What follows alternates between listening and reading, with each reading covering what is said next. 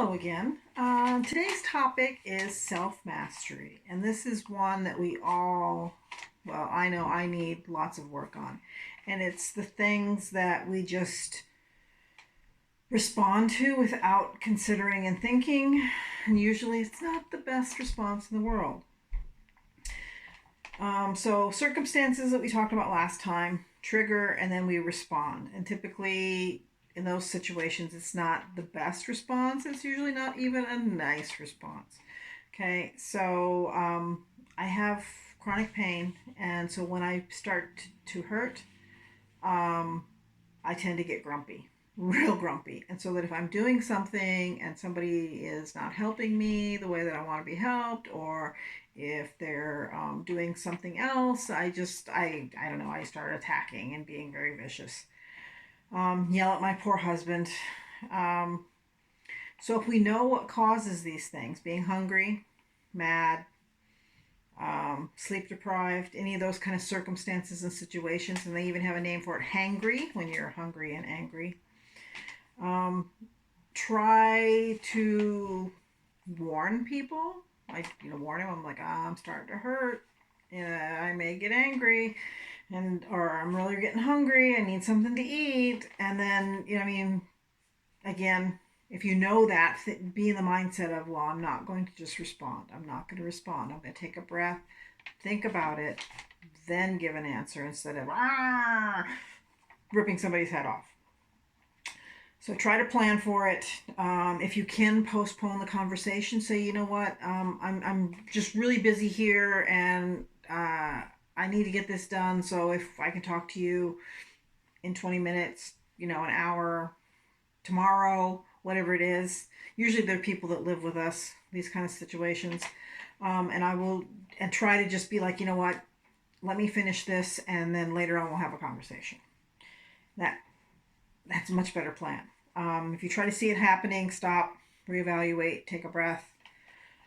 Sometimes it's not until afterwards that we think about it and see and go, oh, that probably was not a good choice. I shouldn't have yelled at him. He was trying to help, and I just, took his head off. Um, so replaying it in your own mind with your spouse, with your friend, and be like, you know what, I'm really trying to work on when these things happen and I respond like that, I'm trying to retrain myself to do it differently, to act differently. Okay. And sometimes role playing is a really good way to do that. A lot of times for me, it's more of pressure and excitement, kind of an odd thing. So it's hard to get that without, you know what I mean, in a prepared state, I guess is what I mean.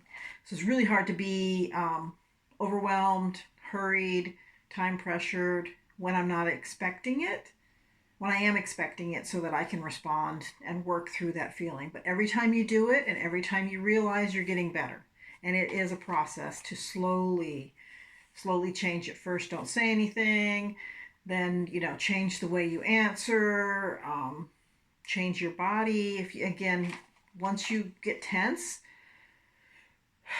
taking a deep breath is a really good way to just kind of reset your body, because when you tense up, you start to go off kilter into the land of anger and killing people.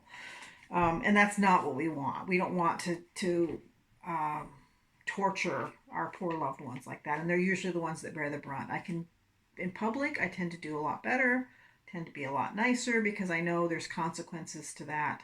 Usually I'm like the office leader and I'm setting the tone for the office, so I can't just get all, batshit crazy.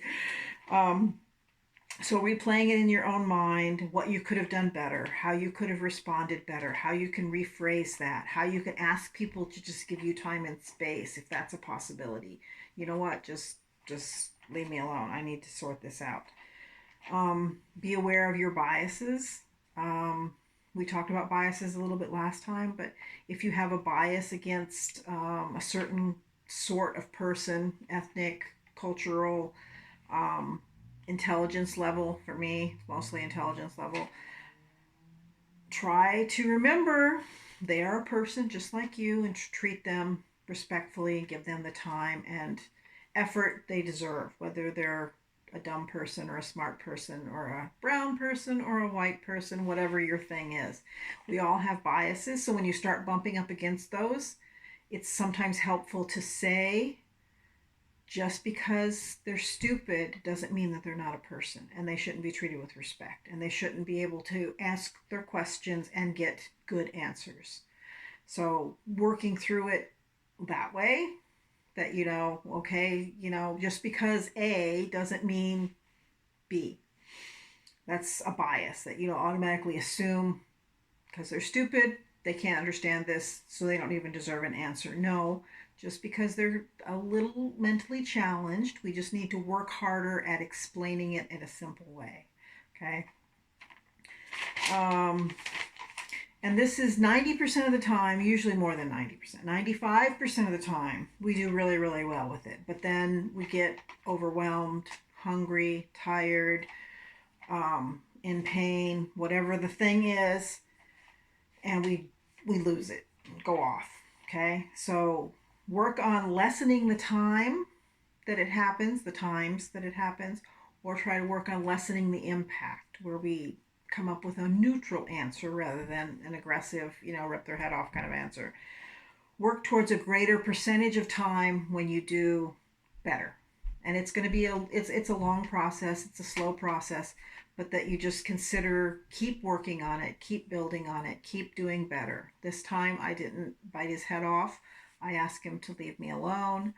I finished what I was doing. I went and rested, and then I talked to him about what I wanted him to do differently or how he could help me. And it's going to be a continual process, but one flip out at a time, you can do better. And that's the biggest thing, is realizing it. Whether you realize it in the moment or if you realize it afterwards, we can still start shifting ourselves into the, no, I want to treat this person this way. I don't want to rip their head off. I don't want to, make them angry, cry, hurt their feelings. And that's the thing. Typically, we really don't want to do those things. It's just that we're so pressured inside of ourselves that we can't stop. We can't stop our little mouth from overloading. Okay. My dad had a saying. He says, "Don't write checks that your body can't cash. Don't let your mouth. Don't let your mouth write checks that your body can't cash." That's what we're doing. We're writing checks with our mouth that our body can't cash. Okay, so the thing today was self-mastery, and that is something that we can all work on improving, that there's always room for being nicer, being more considerate, just treating people the way we would want to be treated. If I was in the other side of that circumstance, what would I want to happen, to be told to me? Those kind of things, okay? So this is Holly, and I will see you again next week, and I look forward to any suggestions you guys have below. Go ahead and put up topics that you want to work on or things that you'd like to know more about. See you next week. Bye.